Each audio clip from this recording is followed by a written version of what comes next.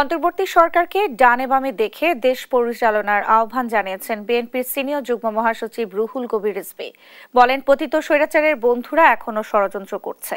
বৃহস্পতিবার সকালে জাতীয় প্রেস ক্লাবের সামনে উত্তরাঞ্চল ছাত্র ফোরামের মানববন্ধনে এ কথা বলেন তিনি। এ সময় ঢাকা বিশ্ববিদ্যালয়ের শিক্ষার্থী শাম্যকে রাজনৈতিক কারণেই হত্যা করা হয়েছে বলে অভিযোগ করেন রিজভী। হত্যাকারীদের দ্রুত বিচারের আওতায় না আনলে পরিণতি ভালো হবে না বলেও হুঁশিয়ার করেন তিনি। এ সময় জগন্নাথ বিশ্ববিদ্যালয়ের শিক্ষার্থীদের যৌক্তিক আন্দোলনে পুলিশের হামলার সমালোচনাও করেন রিজভী আহমেদ। অবিলম্বে সামনে যেভাবে হত্যা করা হয়েছে তার রাজনৈতিক শত্রু কারা আমরা একটু আভাস পাচ্ছি। এই রাজনৈতিক শত্রুদের চিহ্নিত করে অবিলম্বে তাদেরকে গ্রেপ্তার করে শাস্তির আওতায় নিয়ে আসবে, তা না হলে এর পরিণতি ভয়াবহ হবে।